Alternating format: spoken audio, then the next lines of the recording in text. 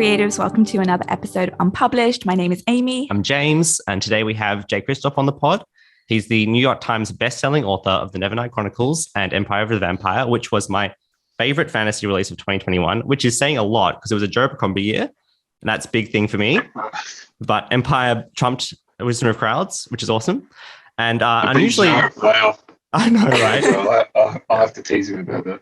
You should be like, really? An obscure Australian podcast thought that one of the hosts thought that your book was better than mine? Jeez, okay. Yeah. I'm going to quit. It's like, I'm going to quit. I'm giving up the game now. Yeah. I'll be responsible for the end of Joe Abercrombie's career. That would make me very upset. So I hope that doesn't happen. It would make a lot of people very upset. No, Empire was genuinely awesome. It got us through our second lockdown It last year. did. We loved it. And we read it. I think. Oh, good. I'm glad. Yeah. Yeah, it came at the so perfect you time. guys are Sydney-based, right? Yeah. Okay. Because like second lockdown for us in Melbourne was like April of 2020 or something. We did 270 odd days of it. So did it pretty dark. I think I started around June, July. Yeah. It's such a time warp, right? Like you just can't. It all weird, melds into one. Everyone in Victoria I know lost a year. Just in their mental reckoning, it's like, it's been like a year since I did this thing. Oh no, wait, it's actually been 2 because everyone, we've had enough. Everyone's had enough. But it is so exciting to talk to an Australian author because I just feel like, I mean, obviously there are some amazing Australian authors out there, but it seems like the Americans and the Brits get a lot of airtime. Get more airtime. Mm.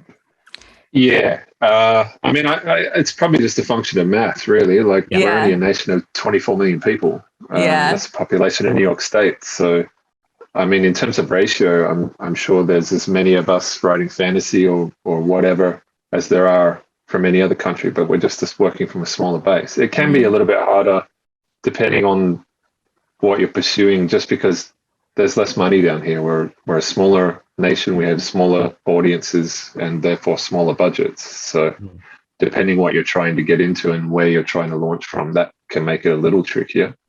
Like I really feel for people like in the music industry, for example, particularly over the last couple of years. Yeah. Trying to get out of Oz and to break into international markets can be really tough. But at least in writing, the tyranny of distance isn't the limiting factor that it used to be, particularly with the internet. Yeah. You can, as long as you're willing to stay up a little late to go to a Zoom meeting occasionally, it's not as tricky as it once was. So in that sense, the internet has made doing the writing thing from here a lot easier than it was. Yeah, for sure. I think from our perspective, we wouldn't have a business like without the internet. I mean, essentially, Amy's self-pubbed and that's how she makes her living. And without the internet, it's like that's something that probably wouldn't have been possible for us 5-10 years ago. It's awesome. There's a lot of great things that come out of the net. There's a lot of terrible things as well, but in terms of getting a message out to a broader audience, it's definitely made it a lot easier. So very lucky in that respect. I mean, I'm very lucky to be able to do something creative for a living in Australia anyway. It can be pretty hard, and there aren't many of us that are lucky enough to be full-time authors. There's certainly a lot of authors, but not many people get to do it to the point where they get to quit their day job. So I'm very grateful for that. I think something that interested me in my research was seeing that Nevernight was your first book to really explode, and you attribute that to the fans, right? And an amazing response from the fans. Yeah, I did another series called Illuminate with another Melbourne author, Amie Kaufman, and that was we were a little bit naive at the time, but that was the book that let us quit our day job. Yeah, like it gave us enough of an advance that we could comfortably quit and survive for a couple of years, and that got a very big push from our publishers because they spent a bit of money in the acquisition of it, and usually, not always, but when a publisher spends a chunk of money acquiring a book, they'll also spend a chunk of money marketing it. So Illuminate got a really big push, and it did pretty good. It was a life-changing book. Yeah. But Nevernight was like the complete opposite. Like Illuminate is a YA series. Nevernight is not. It's kind of adult fantasy, even though it gets lumped in with YA quite a bit. I always wrote it with the intent that it was adult fantasy, and the publisher that I'm with are an adult publisher. But the experience on Nevernight was the exact opposite of Illuminate. Like, my publishers paid almost no money for it.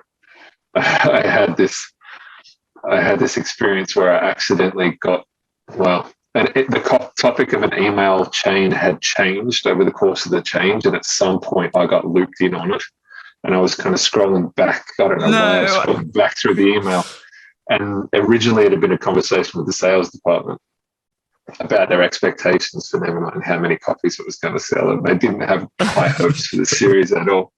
So that was a bit of a kick in the guts to know this thing that I'd worked my ass off on. Yeah. Do you think that was just because it dead on arrival? It was an adult fantasy with a 16-year-old girl as the protagonist? No, like what their expectations were. Yeah, just the sales expectations. No, probably based on my previous series. So I did a series before called The Lotus War, which, that did okay, but it didn't set the world on fire. And the only metric they have to judge your performance on is previous performance. So, the Lotus War sold X, and they were presuming that Nevernight would sell around about X. And so, it's nothing personal. It's just business. It's just the math of it. Yeah. But Nevernight was a weird one in that it just built up a really amazing fan community around it. And the people who, it's a pretty divisive book. It's one of those books where you love it or you hate it, but the people who love it, love it. They get the words tattooed on their bodies for life and that kind of stuff. So the fans who kind of got behind it, they just kind of became an army, and they went out and talked about it at every opportunity, and word kind of slowly spread. So instead of this big opening burst like happened on Eliminate, Nevernight was just this slow boil that kind of built over the course of book 1 and 2. When God's Grave came out was when my publishers first started to notice it. And I got this weird email from my agent at the time. He was like, I've just heard from your editor in the US, and something weird is happening on Nevernight. Like, your sales are going up and up and up every week, which is not what happens. So traditionally you'll sell X on the week of launch, and then there'll be a percentage of X every week thereafter.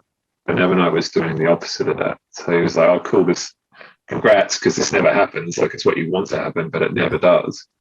And so by the time Dark Dawn came out, the third book, it had become this international bestseller, purely by word of mouth. Like, there was no publishing push, there was no marketing budget, there was no ads.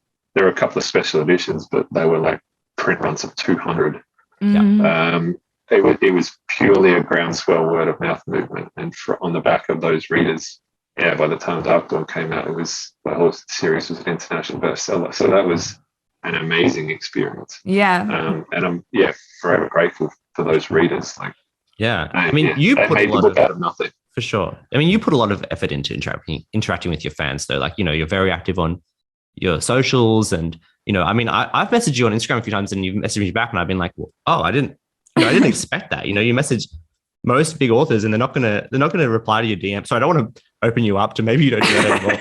I'm just assuming you don't do that anymore. But no, I do. Like, I make an effort. Instagram is the only place I do that. I don't do it on Twitter. I fucking hate Twitter. Ditto. It is the prolapsed anus of humanity, that place. And the sooner it dies, the better. But I like Instagram. It's a lot more positive over there. So that's the place I choose to kind of make myself available. And I want readers to know that I'm grateful for it. Like, I have the most amazing job that I've ever had in my life.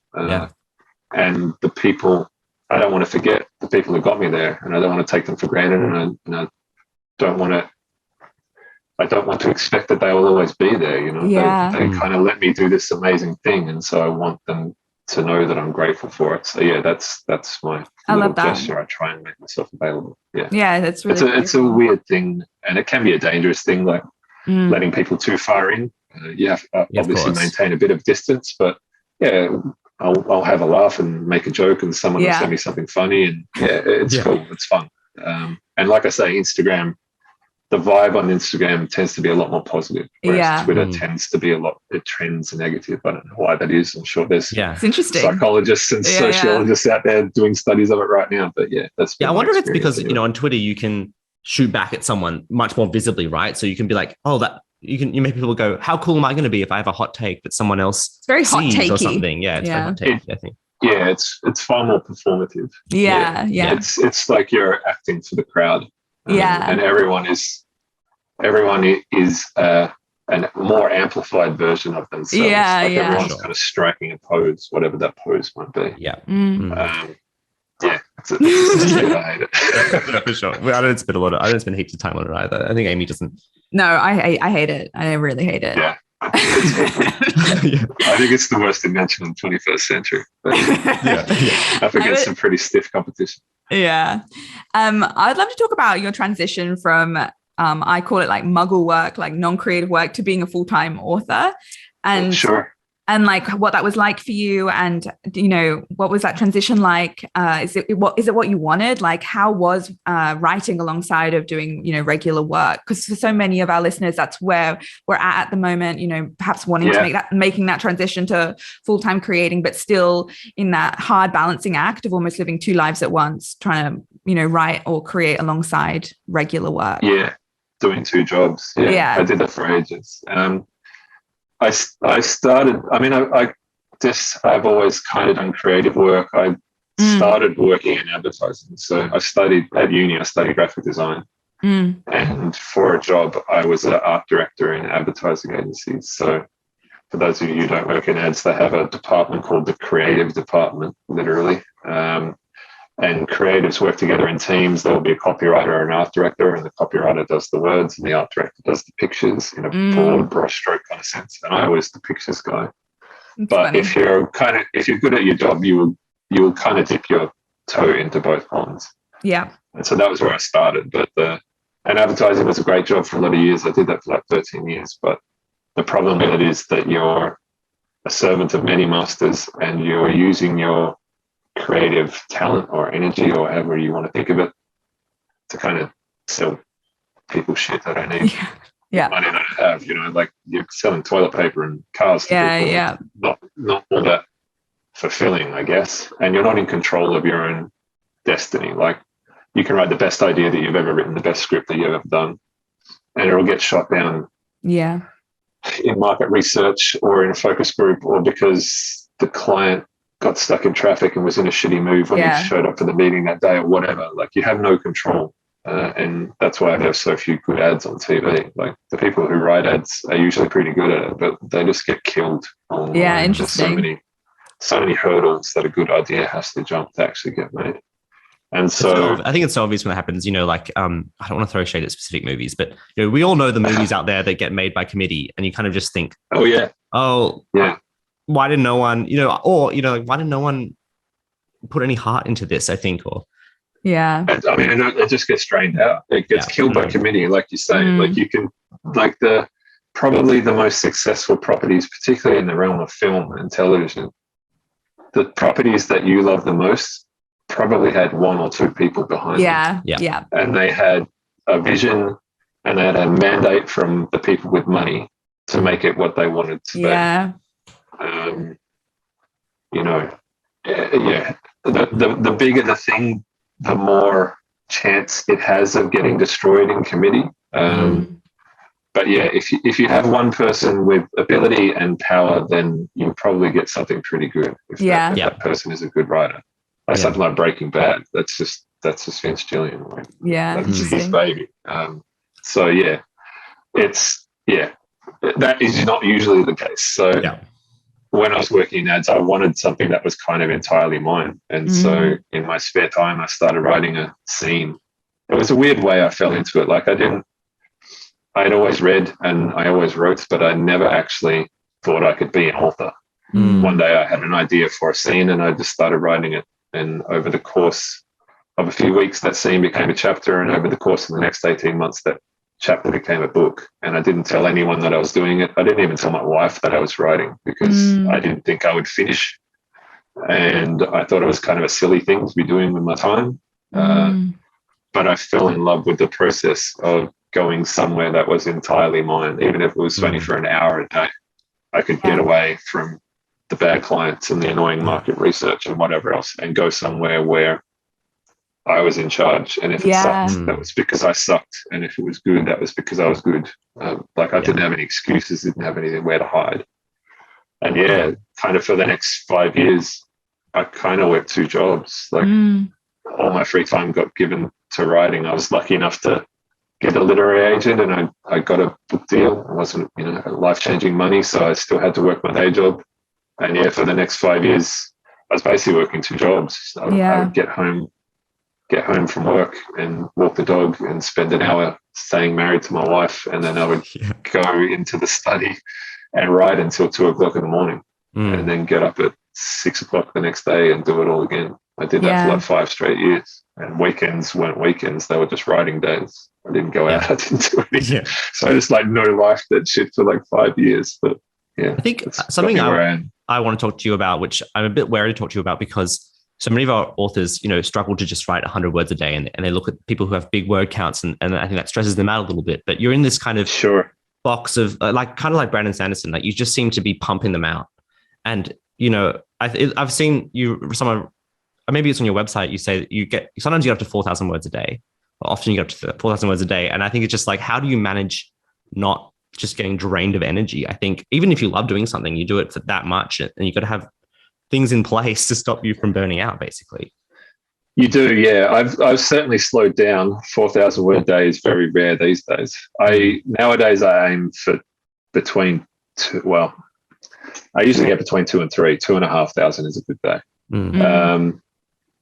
But I view it like, it's like going to the gym.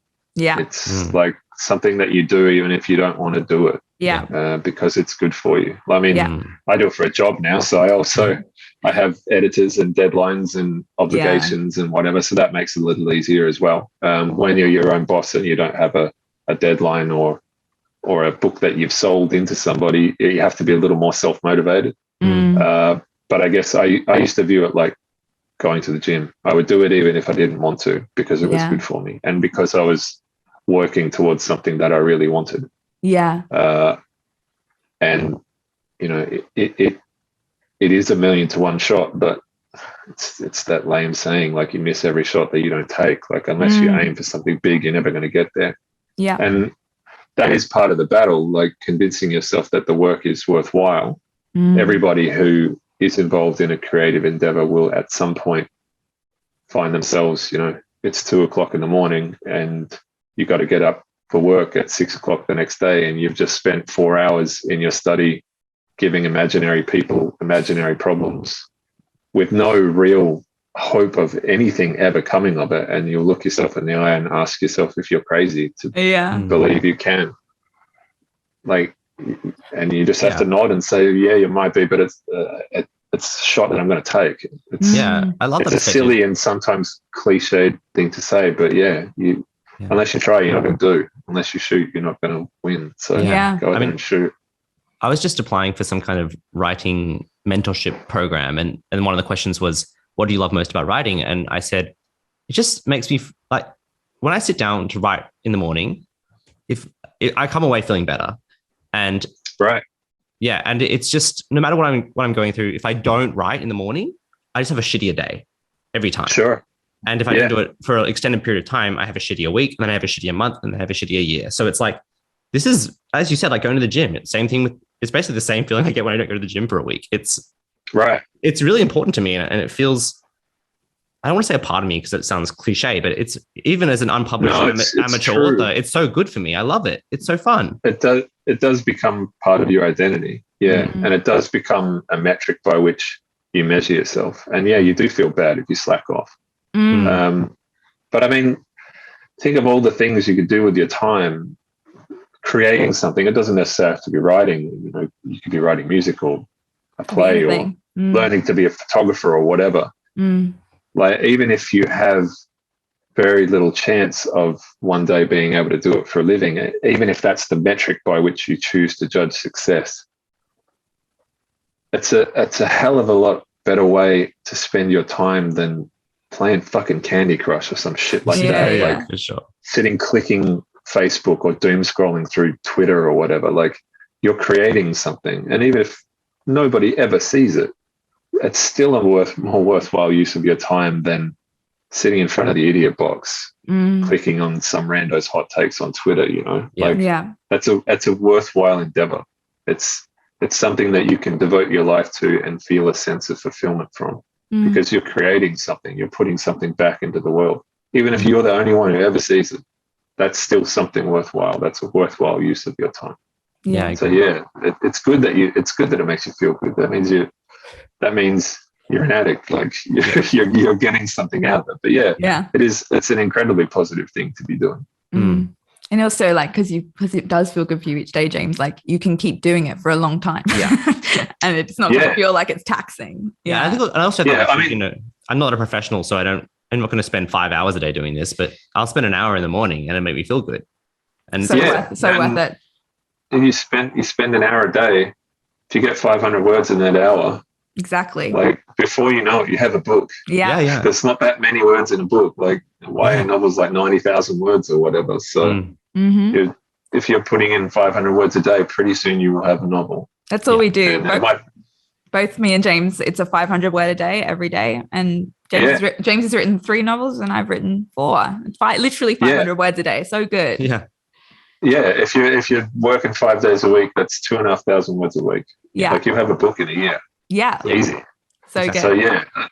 Every book gets written one word at a time. That's a cliche as well, but it's absolutely true. So I see a lot of people talking about word count and their productivity over the course of the day and measuring themselves by other people's word counts. Yeah. Like comparison, it's the thief of joy, as they say. Like you don't want to measure yourself by other people. You want to measure yourself by where you were a year ago. Yeah. Like even if you're not doing more words now, you're probably doing better words. You're probably writing better stories. You're probably building better worlds than you were a year ago. Like you just get better the more you do it. It's like anything. It's like riding a bike. It's like playing guitar. The more you practice, the better you'll get. So I mean, there's virtually nothing you could do that you spend, 365 hours a year, and you won't get better at it by the end of it. And you won't improve. Yeah, absolutely. Absolutely. So it's best not to compare yourself to other people, especially someone who's doing it full time. Yeah. Because, the worlds are completely different. And I've been doing this for 10 years now. You don't want to compare yourself. Like if you just pick up your guitar for the first time, you don't want to look at a person who's been playing it for 15 years and touring around the world and saying, oh, I'm not as good as him, so I suck. You want to compare what you could do yesterday. If you're better, then you're improving, and that's all that matters. And one day you'll get there. So, Yeah, agreed. Yeah, agreed. So you were saying that when you started out, you maybe pushed a little bit harder, but now is the reason that you potentially are writing less words because you've got maybe a more sustainable practice, or like how are you sustaining yourself around your writing? The stuff I'm doing is harder. Interesting. I'm working on the second Empire book. Yeah. The first Empire book was the hardest book that I ever wrote, and the second one is no less. Just because I'm writing a kind of bigger scope and bigger word count, Empire was 240,000 words, which was, probably massive. A third again, as long as anything that I'd done. And the second book will be as big, if not bigger. So there's just an additional level of complexity to it.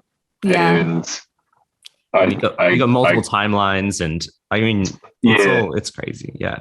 Yeah, there's a lot going on, and I always try to do something that will push me. Like I don't want to be resting on my laurels and doing something that I've already done.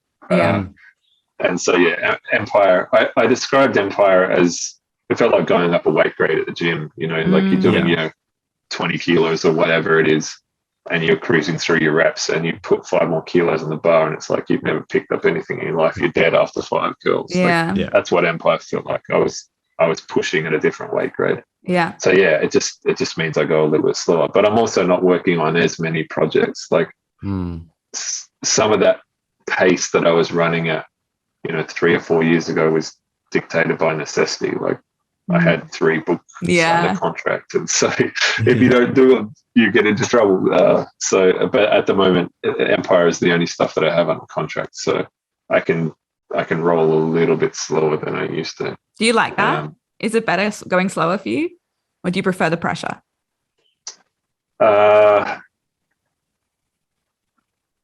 I don't know. My wife will tell you that I'm a lot less stressed than I used to be. Okay, great. So your wife enjoys it.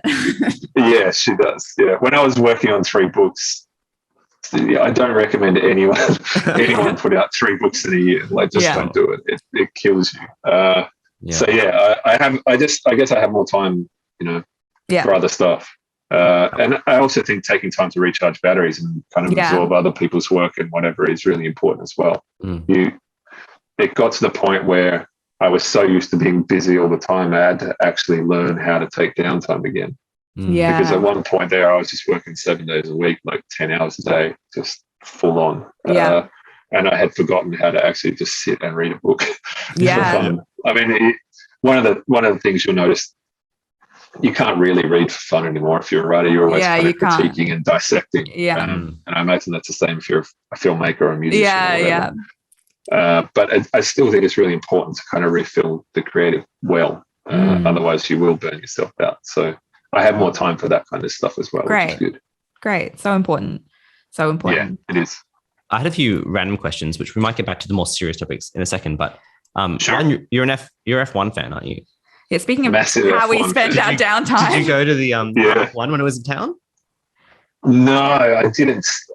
Ironically, I think it's a better sport on telly than live. I thought that. Yeah. I don't want to sit there for hours and watch cars just go around a track. I mean, I know the races go fast. Yeah. Like if you're on the straight, maybe like you would get to watch the checkered flag and you get a longer run of cars. But if you're at a corner, like you just see cars flip by at 200 k's an hour. And the best I had a friend went and she said it was amazing. Like the atmosphere is awesome. Yeah. So next year, I think we will go just to kind of soak it up. Yeah. But yeah, it's just, I think it's like going to the cricket. Like I went with a mate to the MCG. I hadn't been to a cricket match. I lived in Melbourne for almost 20 years and I'd never been to see a cricket match at the G. But we went there for a mate's birthday. And weirdly enough, I was just kind of watching the screen the whole time. Like there's a big screen up on the side of the oval. And so what the fuck am I at the G for? I know exactly. In air conditioning. It's like I'm sitting here melting in the sun, drinking mid-strength beer and watching cricket on the telly. Yeah, you want to be in the comfort of your own home. I agree. I've just stopped going to live sport. I just think if I want to watch a movie, it's just better. Like I've got a beautiful, 4K TV here. It's almost better than my own eyes. So it would be. My eyes aren't great. So if I was trackside at F1, like the cars are going super fast and my eyes aren't awesome. But my friend said the atmo was awesome. Like just kind of soaking in the crowd and stuff. And it's about the characters, right? It's a story. Oh yeah. The ones that did they were like, I'm only into F1 now because I watched Drive to Survive, and now I understand. Like it's the best sport because it's the sport with where you get to know the characters. I'm like, that's all sport. Like I don't care about like Team A playing Team B if I don't know any of the players or the story behind them. It's all about the story. Yeah, I mean, I got into the sport through Drive to Survive, I will say. And my wife has got into it. Oh, yeah, we did too. Yeah, sure. There is kind of a soap opera element. And like you're watching a reality TV show, so some of it is edited for effect. I'm sure what you see and what actually happened is, the 2 degrees of truth. Yeah. But yeah, there is a cool level of drama to the sport. I think maybe because there are less athletes involved, like there's only 20 drivers. So it feels kind of like an intimate circle of people. Whereas if you're in a footy team or whatever, there's like, 24 guys on each side and there's a dozen teams in the league. So it's a lot harder to keep track of those personalities unless they're the really big ones. Yeah, that's a really good point. Everyone in F1 is kind of a personality. Yeah. Plus there's an Aussie there, like watching Daniel Ricciardo, like watching any Aussie kind of punch on a world stage, no matter what the stage is. It's awesome. Yeah. Yeah. I think one of my favorite moments in all sport was on the Drive to Survive season, the one that just happened. Daniel Ricciardo is sitting there and he's had a bad race and his, mindset coach goes, you'll get through it. Don't worry, chin up. And he's like, you just got to think about who you want to be. Like, who are you inside? And he's like, well, what if I'm just a cunt? It was like, we all think that, right? The question was, that's brilliant. The question was, who are you when you're at your lowest? And he was like, what if I'm just a cunt at my lowest? Sure. Yeah, we've all been there, right? Yeah, I am certainly that way when I'm at my lowest. But yeah. It was brilliant, and I've also it's great. I've heard you say before that was it the Bloodborne aesthetic or the Dark Souls aesthetic was somehow involved in Empire, or there was some. Yeah, I'm a big FromSoft fan, so I was just wondering if you. Oh, amazing! Yeah, no, like we took when I was working with Bon, who's the illustrator. I would send her the way the illustrations worked. I would send her a clip from the book, a page of text, and saying this this is the scene you're illustrating, or this is the character you're illustrating. And I would occasionally send her kind of mood board stuff or visual inspiration. Like because I'm from a visual arts background, I tend to start from a visual point in my head when I'm building a world or a character or whatever. And I'll, when I was working with Bon, I would go and look for stuff that matched those visions in my head. And a lot of the visual aesthetic that I drew for the Empire world was from Bloodborne and Dark Souls, just because it's ultra goth and super dark and super scary and grim. Like I wanted to build a world that was, on the brink of collapse. And that's very much the aesthetic and the mood in those games. So whenever I was sending her architecture shots or wardrobe shots or whatever, inevitably a Bloodborne or a Souls shot would get thrown in with the mix. Just so she knew what I was talking about. I think she's actually played Bloodborne now. So. Have you dipped your toe into Elden Ring at all? No, I don't have a PS5. They're hard to say. If you're trying to get anything done with your life, don't. Yeah, no, I've heard that as well. Yeah, no, I'm going to wait until... I lost a month. I'll wait until book 2 is done before I even go search for PS5. I saw Pierce Brown tweet the other day that his motivation to finish his current trilogy was that his editor said he's allowed to play Elden Ring. I was like, that's pretty cool. When he's done, sure. That's pretty good. Yeah, it's like getting a cookie at the end of doing your whatever homework. Gets you through. Whatever gets you through. I have heard it is a life stealer. So and I used to play way too much World of Warcraft before I was a writer. Yeah, writing was what I decided to do instead of wowing. It's weird. So I feel like the same kind thing. Of compulsive since I started writing, I haven't played as many games probably. You're making your own world. No. Exactly. Yeah.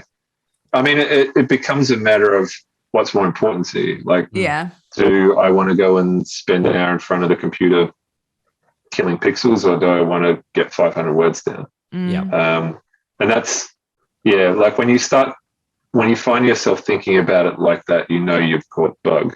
Like everything becomes an opportunity cost. I could go to the pub with my mates and watch the cricket, or I could stay home and get 2,000 words. And everything becomes kind of a negotiation. And it is important that you still maintain a degree of social content. Don't become a hermit who just lives in your basement writing words all day. But everything becomes a trade-off. And at the end of the day, playing video games becomes way less important than the words, at least for me. And so that actually became what I was saying when I was trying to learn how to relax and take a day off kind of stuff. Video games was kind of the way I crept back into that a little bit, because I hadn't played a video game in like 4 or 5 years. So now I've got this great stack of games that everyone played 2 or 3 years ago. Like I haven't played Skyrim. I haven't even done Skyrim yet. That's how far behind I am. Even I've played Skyrim. I know everyone has except me. Exactly. I think you can play it on Siri now, can't you? Or something, or like you play it on your Google Home. I don't know how it works. I think it would be terrible. For real? Maybe there was a series where a time where there were a series of jokes coming out about how you can play Skyrim or anything. It may have been a joke. Would you play it on Siri? But it's like one of those old text games where maybe where you're like, I go right, I go left, I do this, I do that. Okay. You're right. I don't know. Yeah, I will play Elden Ring eventually. It looks amazing, and I'm a massive FromSoft fan. I love that style of game. Games can be a really good one for creatives to play, because you're creating your own story in a way as well, and you can kind of like you get a little bit of that creative element, in my view. And I find myself having quite a few ideas while I'm playing, especially good games, like good games that tell a good story. Even if even if it's visual cues or whatever. That particularly for visually minded like I am, that can set balls rolling in your head, and who knows where they will end up. So one of the things I try and do as often as I can is do stuff that it's kind of like, you remember that episode of Seinfeld where George Costanza said yes to everything he was compelled to say no to, and his life like completely turned around. I try and do that as often as I can. Like someone will say, do you want to come do X? Or my wife will say, do you want to watch Y? If my immediate reaction is to say, no, I'm not interested in that, I force myself to say yes, just so you're opened up to new experiences. Because if you just watch the same stuff and listen to the same music and read the same films, you'll have the same kind of input from the same group of people over and over again. Whereas if you open yourself up to new experiences and art and whatnot, inspiration can come from anywhere, and opportunity can come from anywhere as well. Like, I love that. The best story I have to illustrate that, I had, I announced Empire of the Vampire like 2017 or something, ages ago. And as soon as I started talking about it, I had a bunch of readers, because probably like 80% of my readership up to that point, particularly on Nevernight, was female. And so I had a bunch of readers found out that I was writing a vampire book, and they were telling me that I needed to watch the Vampire Diaries. I don't know if you've watched the Vampire Diaries. It's like a CW series. It's a high school girl and two beautiful vampire brothers who are both in love with her. Great. My little sister was really into it for a while. Sure. And I was like, these readers were telling me, you got to watch it. I'm like, I'm not watching the fucking Vampire Diaries. Like, I am not the target market for that show. Like, I have nothing against it inherently, but I'm just not that guy. Like, it's not for me. But then I had a couple of writer friends also tell me that the writing on it was actually really good, and the plot and world building and some of the twists and whatever they put in there is worth my time. So I'm like, okay, I'll do the Costanza thing, and I'll say yes, even though I'm compelled to say no. So I sat down and watched I watched the first 4 or 5 seasons of Vampire Diaries, and it is actually really good. Like, from a world building and show running perspective, it's really well crafted in the sense that the people who are writing it, Julie Plec was a showrunner, and Rebecca Sonnenschein was like one of the chief writers. They did a really great job of never losing sight of the central premise of the show, which is the love triangle, basically between the two vampire brothers and the high school girl. But they exert different pressure on it from different points over different seasons, but they never actually break the structure. So they keep making it interesting and changing it around, but they never lose sight of what they're doing. That's actually really hard to do. Particularly, like, there's 25 episodes in every season. And after season 5, it hadn't broken yet. So they did a really good job of managing it. And like, the writing on it is really good if you approach it from, it's a CW vampire romance. Like, you have to excuse some of the tropes and whatever. But the point of the story was, years later, there's an actor on the Vampire Diaries, a dude named Joseph Morgan, who played one of the villains. He's like the hot villain, Klaus. Nice. He's a massive Grimdark fan. Like, he reads Grimdark novels all the time. And he was on Twitter one day, and he said, I just finished Joe Abercrombie's series. I think he read First Law. What should I read next? And a reader of mine jumped on. She was a fan of his, and she said, you should read the Nevernight series by Jay Kristoff. And I made some joke. I had just watched an episode where Joseph's character had drowned somebody's mum in a fountain or something. And so I made a joke to that effect and didn't think anything of it. And he followed me on Twitter. I'm like, oh, okay, that's kind of cool. And I shot him a message. I just shot him a DM. I'm like, hey, man, you don't know me, but weirdly enough, I have a vampire book coming out in like 4 weeks. This was like August last year or something. Yeah. I'm like, I've got a vampire book coming out in 4 weeks. It's Grimdark. You might like it. Do you want to read it? And he's like, oh, yeah, sure, I'll read it. He sent me his agent's address. And so I sent him off a copy, and I didn't think anything of it. I thought he was just being polite. And then like 4 weeks later, he's tweeting. He's 7 million Twitter followers or something. And he's like, I'm 440 pages into this book, and I think it's the best vampire book that I've ever read. Oh. And then like a week later, he said, I just finished, and this book is a masterpiece. Oh. And it's like the best vampire book I've ever read, and I know a thing or two about vampires. It's so cool. And I was like, oh, fuck, that's amazing. But the point of that story was, if I had been that dick who said Vampire Diaries is for girls and I'm not going to watch it, I wouldn't even known who that dude was when he tweeted at me. Yeah, amazing. But instead, I said, I won't be the dick. I'll try something different. And it opened me up to knowing who this guy was, and opened up the opportunity to have him tweeting about the book to like 7 million people. So cool. You never know where opportunity or inspiration or whatever will strike you. So the lesson I really learned from that was be open to weird and new things, even if you think you're not going to like them. And I think even, stories that people say are bad, like let's talk about Twilight. Like that clearly did something right. Fuck yeah. Yeah. I've never even seen it. I've never even seen it. So I can't say whether it's good or bad. Well, I can say it's good because it sold more copies than the Bible. And the market doesn't lie. Obviously, the author tapped into something primal in that audience. But more importantly, like there's so many people I meet nowadays, they're in their mid-20s now, who started reading because of Twilight or Harry Potter, similarly. Yeah. It was a gateway drug into the world of spec fic. Yeah. And you were 12 years old when you read it. So what? If it bit you with the reading bug, you graduated onto something else. I guarantee you 70-80% of the ladies who read my books, they started reading stuff like Twilight. And you grow up, you find more complex stories, and your taste will change. But the point is, those books, those phenomenally successful titles, serve as gateway drugs into the world of reading. Yeah. And you'll fall in love with the idea of reading, and you'll be a reader for life. So anyone who gives Stephanie Meyer shit is an idiot. Whether those books were your jam or not, and I've never read them. Yeah. Like I say, so I can't say whether the books are skillfully executed or whatnot, but I can say unequivocally they were good. Yeah, I love that. I skipped it. They were amazingly successful. I have a job because of that lady. Yeah, exactly. Yeah, she expanded the market. It's like something else I want to talk about later was Brandon Sanderson's Kickstarter. I don't know if you've been following it or. I think everyone. I think so, right? But I think the thing is, there were two sides. People saying, "Oh, this is taking money away from other writers. This is like, give someone else a chance and stuff." But our perspective was, we did a whole podcast on it. This is just growing the pie. Yeah, it's not a zero-sum game. Yeah, exactly. Not a zero-sum game.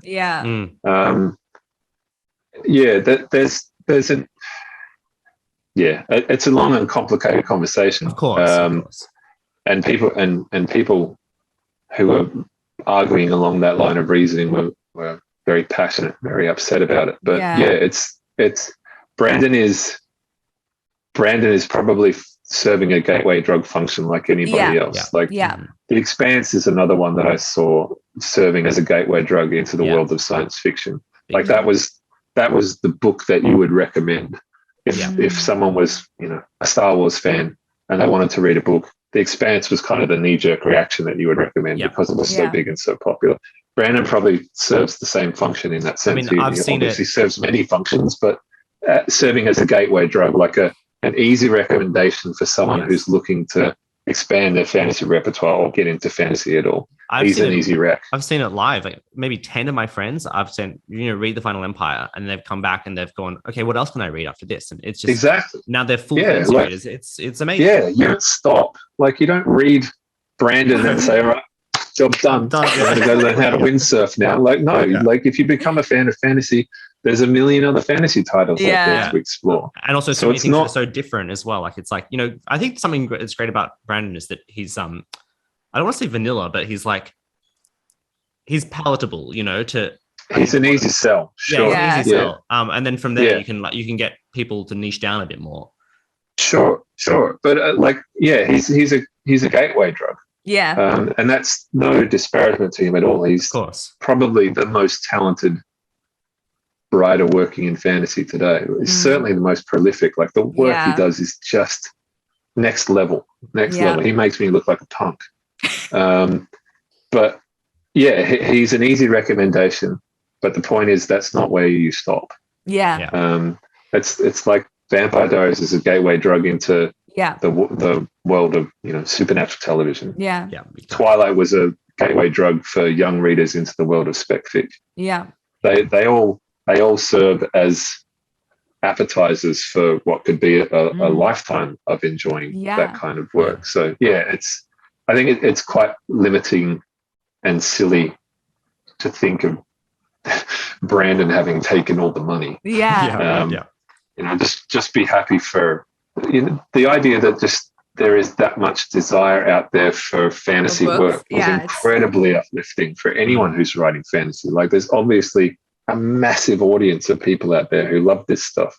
That's an opportunity. That's not a disadvantage. And look at all the book talkers, that have, I think though I was reading the other day that book sales in Australia are up 9-10%, and they were attributing a lot of it to book talkers. And they've got whole sections in the bookshops now devoted to book talk recommendations. And I think, it's an amazing thing. Yeah. I imagine lockdown probably had something to do with it as well. Found a house. I know a couple of people who have had books become phenomenally. Adam Silvera is a good example of this. He's a YA author. He had a book come out. God, I could be misquoting figures here, but I believe the book came out like 5 years ago. It's a book called They Both Die at the End. Sorry. Yeah, that was massive. And there was it started as a slow burn and kind of became this viral hit on TikTok years after it was published. Yeah. Like it came out and it did its thing and it was sitting on a shelf, and for some reason, and no one knows why, no one knows the alchemy of it, it just struck a chord and people started TikToking about it. And now it has been #1 on the New York Times best-selling paperback list for God knows how many months. Like it's just crushing it years after it debuted. So yeah, no one knows quite how that happened. I'm sure there's a lot of people trying to emulate it. If you could bottle that, you'd be a rich man, right? Oh yeah, you'd be a very wealthy person. Yeah. Yeah, I love this. I feel like even though, the realities of being an author and can be really challenging, I feel like it's still a really exciting time, and that, stuff is changing and happening with Book Talk, and even like with Brandon's, Kickstarter, just looking at different ways we can do it. Like, I feel like it's an exciting time for people in our craft. Yeah, like I said, the internet has good things and bad things about it. But one of the many good things is it's opened up a lot of different channels and opportunities that didn't exist previously. Yeah. If you're publishing, if you're self-publishing or publishing like Kindle Unlimited, or even in terms of getting the word out, on a series like Nevernight, like that book got built on the back of Bookstagram. Cool. TikTok wasn't around back then, but it was just Bookstagrammers and fan artists as well. There's another huge contributing factor. Like the art that comes the out. art is amazing. Fuck me, it's the walls of my study are covered in it. So and that was all disseminated through Instagram and Twitter. Cool. There's a lot more opportunities and there's far more ways to get word of mouth out on the street. It used to just be, you have to tell a friend when you got together at the pub. But now there are people out there who have built entire platforms about recommending titles to people. So there's a lot of opportunity out there. I want to take one more divergence, which was, I heard you say in an interview that you're a big ancient history nerd. Oh yeah, massive. Did you did you study it at uni, or you just in your spare time? Because I've got a BA and masters in ancient history, and I'm just because I was like, how can I delay being an adult for longer? I know, I just go and learn about ancient history for more and more and more. Even now, I studied design at university. It was just something that I'm interested in, and there's only like certain periods and certain places that I have any level of expertise in. But one of the things I do tell people is, particularly if you're writing fantasy, it would behoove you to have a knowledge of ancient history, human history, because no matter how amazing an idea you have or how weird a thought you have, something more amazing and weird has already happened over the course of human history. So true. There's such crazy stuff that has happened. And, even if it's an understanding of how empires rise and fall, or how sieges actually work, or how weaponry works, whatever, it'll help you construct more convincing worlds, and it'll give you a stronger foundation upon which to tell your stories. Like Game of Thrones is a classic example. Like Game of Thrones is the War of the Roses and the Dragons. Well, that's where it started anyway. And that's a pretty amazing pitch to your publisher. Like the Battle of Blackwater Bay, like the Siege of King's Landing in Clash of Kings. That's basically a blow for blow recounting of Mehmed II's conquest of Constantinople. Yeah, it's cool. Like it's straight up the conquest of Constantinople. And like it's all that's where it started anyway. That's the foundation of it. George is obviously a keen student of history. So if you're looking to write fantasy, you could do a lot worse than boning up on your ancient history. And there's amazing resources out there. One of the YouTube holes that I fell down recently was, I can't remember the name of the channel, but there's so many high quality ones out there. I think there's great stuff. It's just incredible creators. They get a bunch of actual historians in to sit down and dissect like battles on film. So I've seen some of those as well. Yeah. There's a guy, Toby Cathwell, I think. He does a bunch of videos, which is great. I saw one where they reconstructed, the myth of Agincourt, how the French were defeated by the English longbowmen. There's dudes who got together and built. I saw that. Plate was armor. So cool. Yeah, so they built armor as close as they could to the time, and a longbow and an arrow as close as they could to the time. and were just firing shots into this plate mail breastplate to try and pierce it with a longbow arrow, and they just couldn't. Wow. So they just debunked this whole myth of English conquest over the French. Just a couple of dudes in their backyard with a video. I guess the French all just got stuck in the mud or something, didn't they? Yeah, I don't know. It's almost become, the myth is larger than the reality of it. But I think, you know, history is an amazing source of inspiration. Yeah, like, you know, I've done 2 senior theses on history, and that just all that does is get you a very narrow look at a very, you know, I'm really good on Roman agriculture between 200 and 167 BC, but not so much everything. Like I'm only okay at everything else. So it's like, sure, but you'll have an understanding of, you know, the way the Roman Republic was structured and the way it was usurped by the Julian dynasty. Like the Nevernight world building exercise started as a thought experiment about what would happen if Julius Caesar's rebellion against the Senate had failed. Yeah. So he marches on Rome and the senators all flee and he takes the city, and then from there he builds a groundswell of popular support and eventually becomes dictator for life. But if that initial march on the capital had failed, what would have happened to his family? Because he had a wife and he had a daughter. Yeah. So that was where Nevernight started. What would have happened to his family had he failed? And actually, from there, I think a big reason that Nevernight hooked me, one was that your voice as an author is incredible and it sucks you in. And the second one was you just don't see ancient Rome on the page that much. I know it's a combination of Venice and Rome, I love it. Yeah, and I write my 2 fantasy novels I've written have both been Roman, and I just feel like I'm like, sure. Where's my other than you? I can't really think of that where else I've read it. Yeah, it's quite odd. We're mostly Western Eurocentric middle-age fantasy. I guess it comes back to Tolkien. I guess. Sure. Yeah. But like there's so many cool things. I mean, the one thing that gets me, I love about Rome is it was a democracy, and you can write fantasy. Well, it was a republic. Not a democracy. Yeah, ostensibly.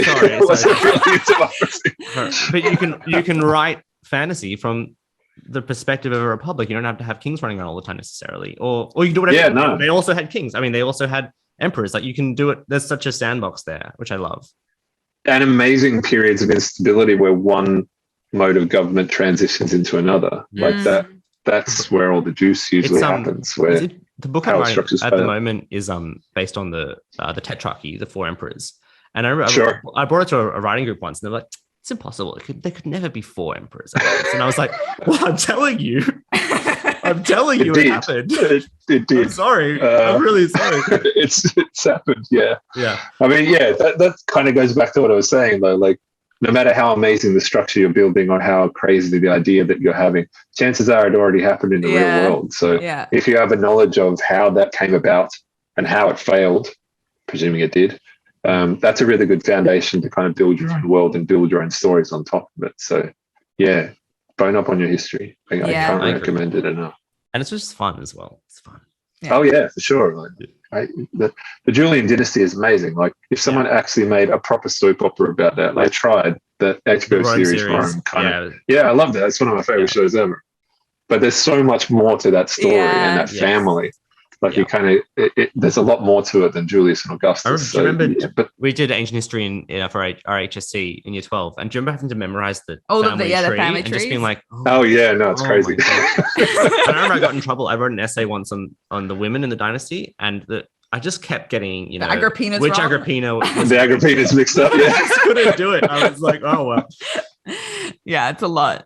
But there's a lot to build on. And a lot to take. It's fun. Yeah, amazing. Yeah, it's a great foundation for fantasy writing. Yeah. So good. Thank you, Jay. I feel like we've taken up enough of your time, but we're so grateful to just get to chat. So fun. Yeah, no worries at all. Well, it was really fun talking to you guys too, and good luck with the writing. I hope it all goes well. Like I say, it's a far more fulfilling way to spend your time than doom scrolling on the Twitter. So great. And I just want to do a final plug for the books because they are. I mean, I think you hear about this grim dark stuff. Maybe that's not for me, but for our listeners. I love them. And Amie loved them. Amie's not a huge fantasy reader, never reads grimdark. I think you bounced off Blade itself. Sorry, Joe. Joe's getting hammered today. But I know. There's a lot in it. And I think particularly without getting too much, Amie, we love the smut as well. There's a lot of great smut in there. Right. Interesting. Yeah. Yeah. That's good. I love it, Jay. Like, I think it's some of the best written smart I've ever read, and I write smart. Yeah. Okay. All right. Well, that's a real compliment. Thank you. I had a weird experience where, learning how to write it was. I leaned a lot on my wife and her friends because they're all romance readers. Yeah. So I had them kind of assemble a greatest hits compilation. Oh, I love that. They put like sticky tabs in all these books, color coded for, whatever deed or who was participating in the deed. Yeah. And I just sat there for 3 days reading filth. It was like a crash course in stuff. You come out of it, you're like, whoa. I have a weird job sometimes. Yeah, for sure. Yeah. So I really encourage anyone to get out there. Even if you don't read fantasy, there are so many things in these books that you'll love. And I think, Jay, as a writer, as I said earlier, your voice is so distinctive, so strong. I think just that is worthwhile in itself as a reader to experience too. Yeah. So Incredible. Get out there, buy the books, and I'll leave all the info in the notes from the pod. Yeah, nice. Yeah. So thanks so much for that. Is awesome of you to say. Thank you so much. I appreciate it. So grateful. All right. See you guys. Thanks. Bye. Thanks, Jay. So grateful. Have a beautiful rest of your Friday evening. Go chill.